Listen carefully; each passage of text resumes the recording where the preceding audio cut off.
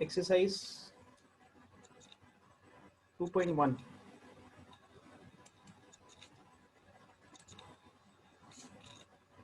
Question number 6. Now in question number 6, find 3 numbers in GP. हमको 3 numbers GP में निकालने हैं. तो A upon R, A, AR. These are the 3 numbers in GP.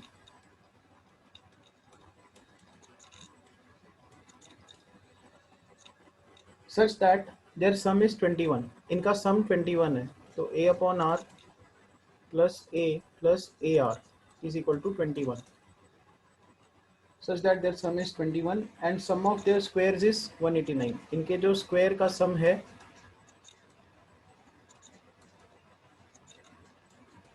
वो दिया है 189.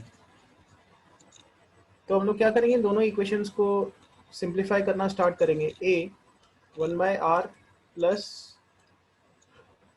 1 plus r is equal to 21. A square 1/r square plus 1 plus r square is equal to 189. तो हमारे पास ये दो इक्वेशंस आ गए. यहाँ पे हम लोग क्या करेंगे, a square 1/r square plus 2 plus r square minus 1 is equal to 189. सब लोग लिख के बताओ, यहाँ से ये स्टेप क्लियर हुआ. यहाँ पे ये जो 1 है उस 1 को लिखा गया है 2 minus 1. 1 can be written as 2 minus 1. This much is clear.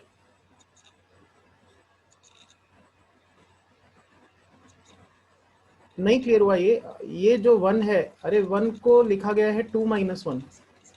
ये जो 1 है आपको थोड़ा ध्यान से देखना पड़ेगा. ये 1 को हमने लिखा है 2 minus 1. लिख सकते हैं ना ऐसा? बताओ क्लियर हुआ ये स्टेप?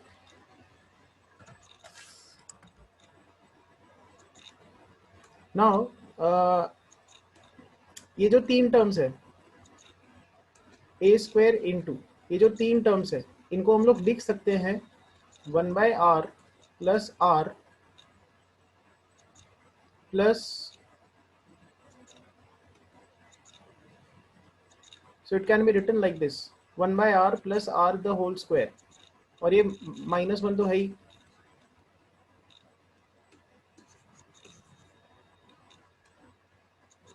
Is equal to 189. काफी लेंदी सम है. बताओ यहां से ये स्टेप क्लियर हुआ? क्योंकि अगर आप इसको एक्सपांड करके देखते हो, अगर आप इसको एक्सपांड करोगे a प्लस बी स्क्वायर का फॉर्मूला लगाओगे तो आपको यही मिलेगा. इतना क्लियर हुआ?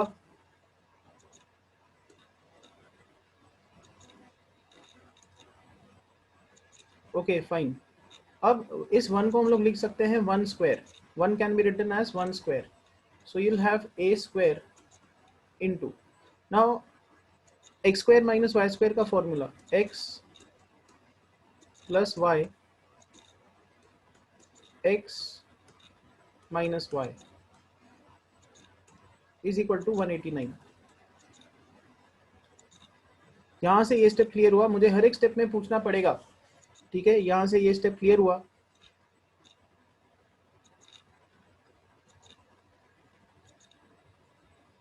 क्योंकि यहाँ पे यही कुछ 5-6 स्टेप्स है जो बहुत इंपॉर्टेंट है. फाइन. अब आप यहाँ पे देखो a 1/r plus r plus 1 इसका वैल्यू 21 दिया हुआ है.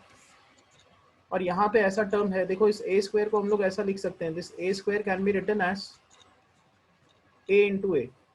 तो एक a हमने यहाँ पे लगा दिया, एक a यहाँ पे, और इसकी वैल्यू हमारे पास है ये रही, इसकी वैल्यू है 21. तो यहाँ पे आएगा 21 into a into 1/r plus r minus 1 is equal to 189. तो a 1/r plus r minus 1 इसकी वैल्यू है 189/21. तो इसको डिवाइड कर देंगे तो 7 से ये डिविजिबल है. 7 3 ज़ा 21.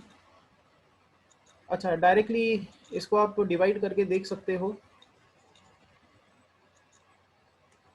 21 9 ज़ा 21 इंटू 9 इज 189। तो हमारे पास एक और इक्वेशन आ गई, a 1/r plus r minus 1 is equal to 9। बताओ ये क्लियर हुआ यहाँ तक?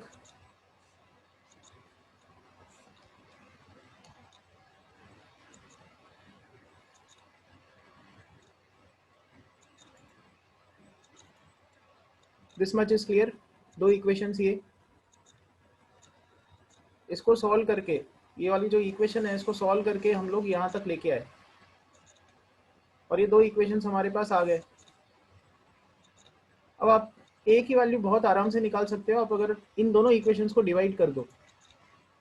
Okay, you divide these two equations, if you divide them you get 1/r plus r plus 1 by 1/r plus r minus 1 is equal to 21/9.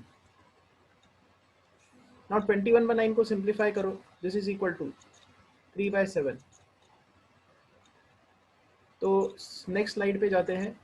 1/r plus r plus 1 divided by 1/r plus r minus 1 is equal to 7/3। तो इसको हम लोग क्या करते हैं, solve करते हैं, cross multiply करेंगे। 3/r plus 3r plus 3 is equal to 7/r plus 7 minus 7। तो टर्म्स को रीअरेंज कर देंगे हम लोग, यहाँ पे 7r आएगा, हमने क्रॉस मल्टीप्लाई कर दिया। So 3/r minus 7/r plus 10 is equal to 7r minus 3r। Terms को हमने रीअरेंज कर दिया।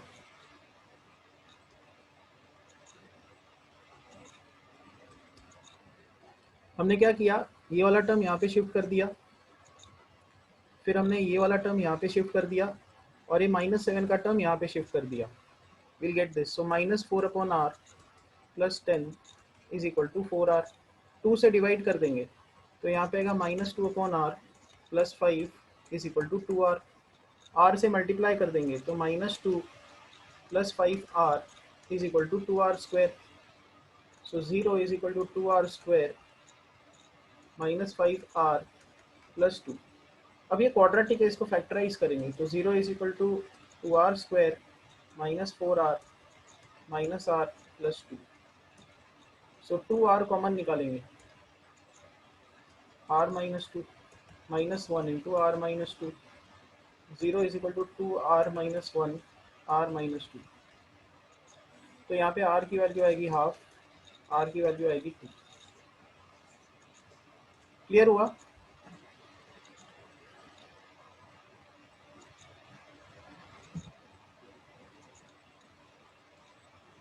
यहाँ तक क्लियर हुआ चीज़, ये सम क्लियर हुआ? ओके, तो एक बार r की वैल्यू आ गई, अब आप a की वैल्यू निकाल सकते हो। आपने क्या कर सकते हो, इसमें r की वैल्यू पुट करो, a की वैल्यू मिल जाएगी। इसके आगे कंटिन्यू करके देखो, ठीक है। आई गेस ये इतना ही पार्ट क्रिटिकल है, ये अगर क्लियर हो जाता है तो आगे का आंसर आ जाएगा। फाइन, नेक्स्ट सम पे जाते हैं। नेक्स्ट सम इज जो डिस्कस करना है, question number 7। Find 4 numbers in GP. 4 numbers GP में निकालने हैं। 4 नंबर्स ऐसे लेने होते हैं, ए आर स्क्वायर, सॉरी यहाँ पे लेना होगा हमको 4 numbers are in GP.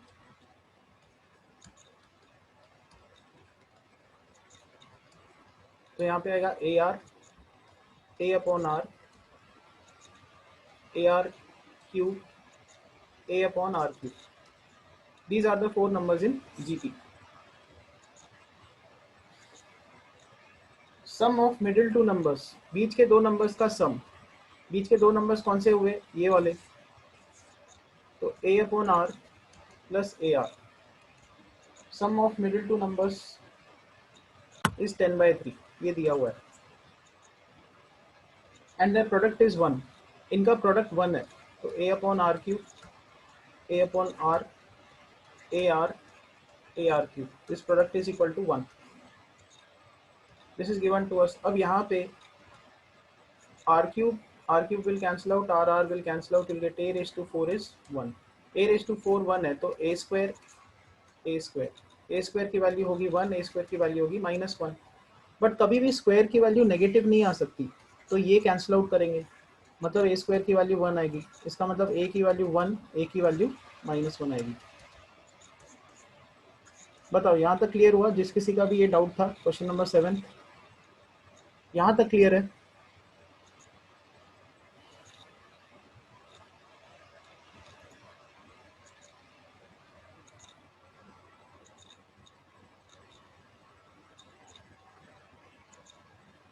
So I don't know that student has come or not who sent this doubt. तो a के दो वैल्यूज है, a is equal to 1, a is equal to -1। अब हम लोग क्या करेंगे, दोनों वैल्यूज इसमें सब्स्टिट्यूट करेंगे। तो a का वैल्यू 1 पुट किया तो 1/r प्लस r इज 10/3। फिर a का वैल्यू -1 पुट करेंगे तो -1/r minus r is equal to 10/3। तो दो क्वाड्रेटिक बनेंगे यहाँ पे। अब r से आप मल्टीप्लाई करो तो r plus R square is equal to, हमने r से मल्टीप्लाई किया इसको,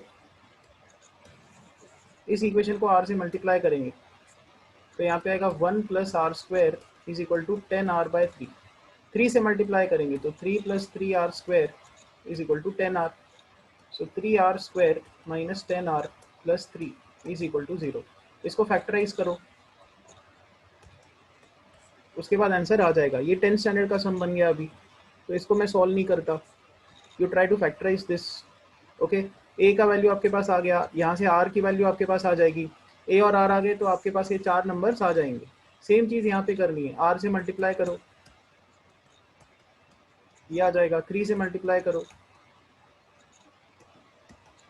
रीअरेंज करो टर्म्स को, सो you will get 3r square plus 10r plus 3। इसको भी फैक्टराइज करो आप, इसको इजीली फैक्टराइज कर सकते हो। तो आपके पास अगेन ए और आर की वैल्यू आ जाएगी। ए और आर की वैल्यू यहाँ पे सब्स्टिट्यूट करोगे तो आपके पास 4 नंबर्स मिल जाएंगे।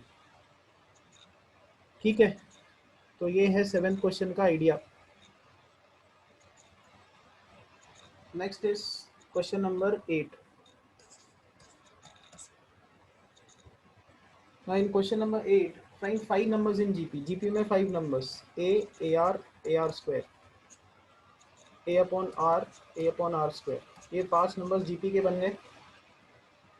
Such that their product is 1024। इनका प्रोडक्ट, तो इनका प्रोडक्ट आएगा A into A into A into A is 1024। ये दिया हुआ है।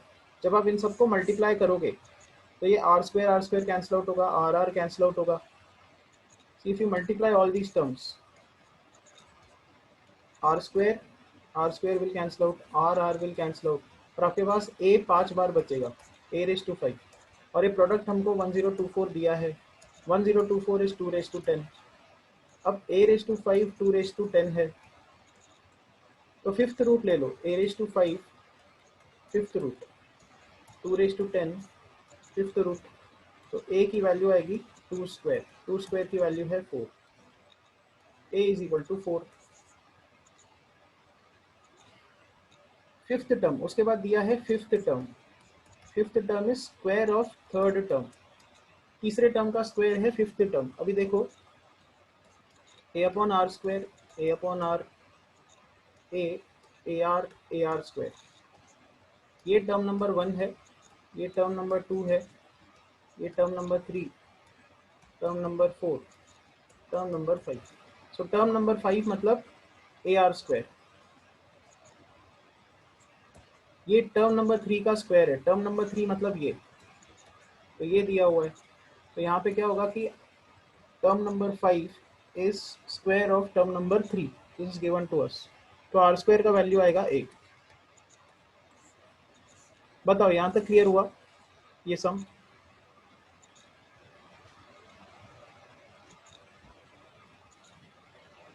Whoever has sent this doubt, tell me if this is clear.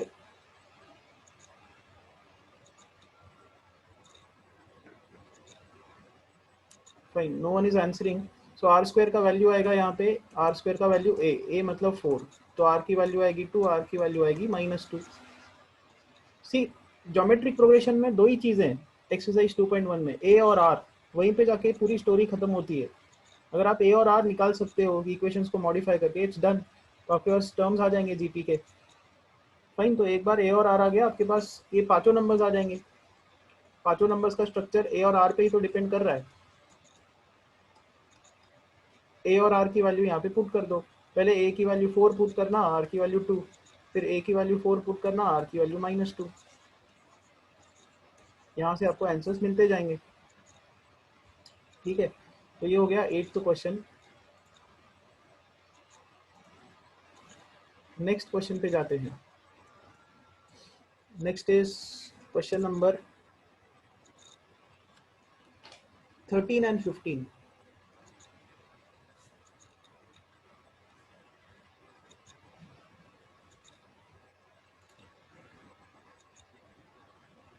Okay, 13th and 15th. Fine three, fine numbers, नहीं क्या दिया है 13th में, दिया है 3x and x+6, ये ज्योमेट्रिक प्रोग्रेशन में है। जीपी, जीपी का मीनिंग क्या होता है? अगर ए बी सी तीन टर्म्स जीपी में है तो बी का ए के साथ रेशो और सी का बी के साथ रेशो ये सेम रहता है, रेशो सेम रहता है। तो वही चीज़ यहाँ पे लगा दो, x का 3 के साथ रेशो इक्वल टू होना चाहिए x+6 का रेशो x के साथ। इन दोनों का रेशो और इन दोनों का रेशो सेम होगा, क्रॉस मल्टीप्लाई करो तो x² is equal to 3x plus 18, x² minus 3x minus 18 is 0। 6 3 18 होता है, तो x² minus 6x plus 3x minus 18 is equal to 0। यहाँ से आप रूट्स निकाल सकते हो, x के वैल्यूज मिल जाएंगे आपको। फाइन, ऐसे ही करना है, काफ़ी इजी क्वेश्चन है ये। 15th भी ऐसा है। 15th में देखो क्या करना है, उसमें दिया है कि x minus 6, 2x and x² ये जीपी में है। अगेन क्या होगा कि 2x का रेशो x माइनस 6 के साथ इक्वल टू होना चाहिए, तो इन दोनों का रेशो इक्वल टू इन दोनों के रेशो के बराबर होना चाहिए, ऐसे। तो आप क्या करोगे, यहाँ पे x x कैंसिल आउट करोगे, फिर ये वाला x इसके साथ कैंसिल आउट होगा, so get 2/x minus 6 is equal to 1/2। तो 4 is equal to x minus 6, x is equal to 10। तो ये x इज इक्वल टू 10 आप यहाँ पे सब्स्टिट्यूट कर दो, इसमें x का वैल्यू 10, तो क्या आएगा 10 माइनस 6, 2 इंटू 10 एंड 10 स्क्वायर, तो 4, 20 and 100. These are the terms of GP. Terms of GP. बस आगे के क्वेश्चंस करते रहो जो जो उन्होंने पूछा है। फर्स्ट टर्म निकालने को बोला है, ये फर्स्ट टर्म है, x का वैल्यू 10। 10th टर्म, इसका कॉमन रेशो कितना है? ये जो जीपी है इसका कॉमन रेशो है 5।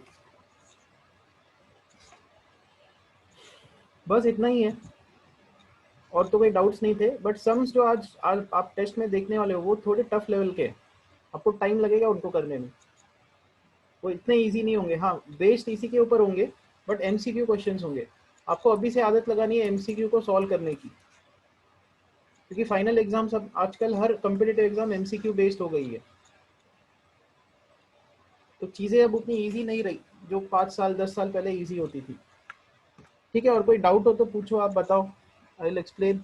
डाउट्स नहीं है तो आप अपना पढ़ो, 5:30 बजे आपका टेस्ट है।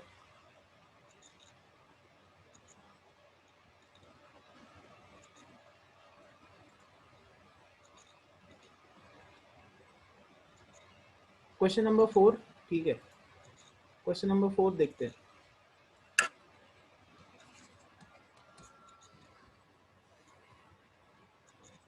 For what value of x,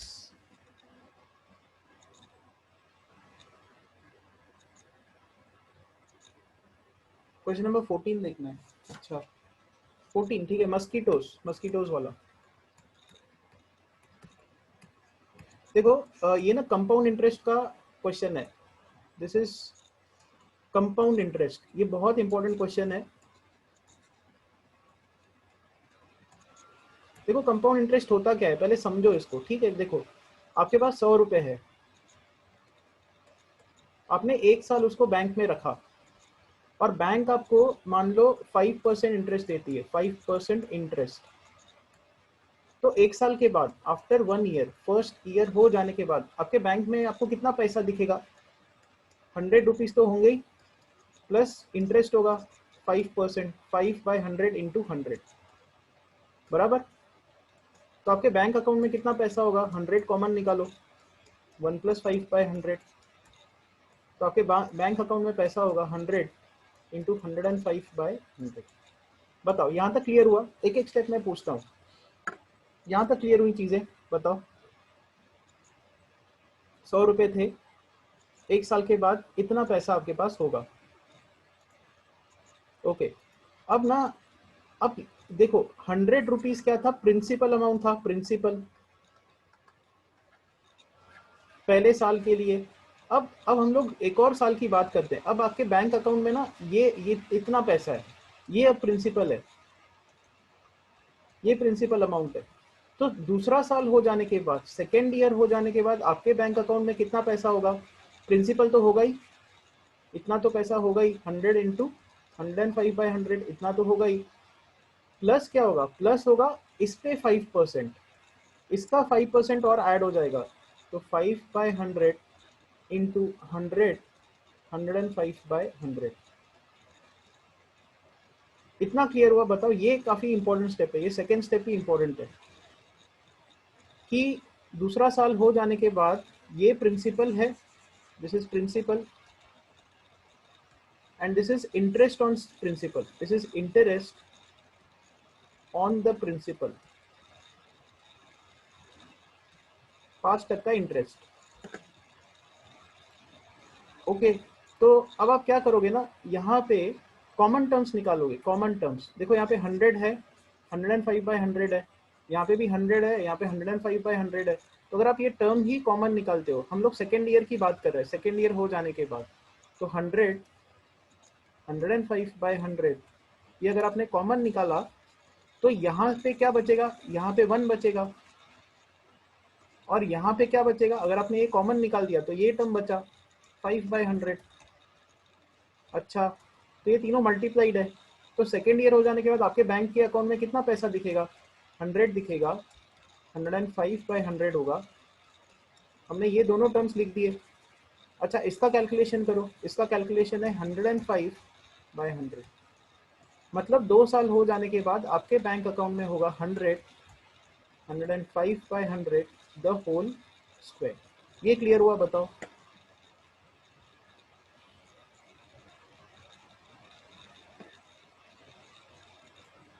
okay, तो हो गया ना खत्म, यही क्वेश्चन है। मस्कीटो वाला भी ऐसा ही है, मस्कीटो जो है कंपाउंड इंटरेस्ट के हिसाब से बढ़ते जा रहे हैं किसी एरिया में।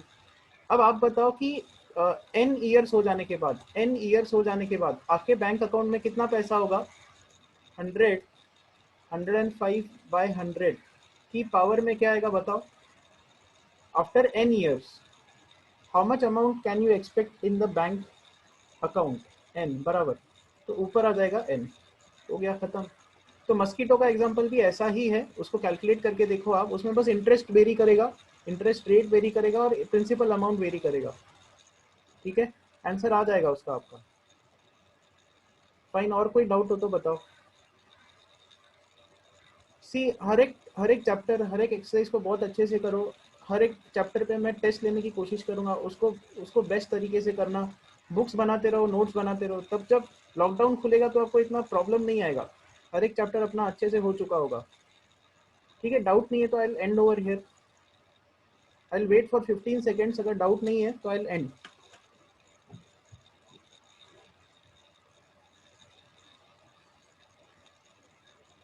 हाँ, टेस्ट जो है 5:30 को स्टार्ट होगा, और 45 मिनट्स या 1 आवर का टेस्ट है, 1 घंटे का टेस्ट होगा। मैं वो टाइमिंग भी डाल दूंगा। और आपको दोनों चीज़ें मुझे सबमिट करनी है, आपको लिख के भी सॉल्यूशंस, उसका पिक भेजना होगा कैम स्कैनर के थ्रू, और एक गूगल शीट भरनी होगी जिसमें ऑप्शंस लिखने होंगे, वो आपको देना होगा। ये सब इंस्ट्रक्शंस मैं दूंगा ग्रुप पे। फाइन, मैं यहीं पे स्टॉप करता हूँ सिंस कोई डाउट नहीं है।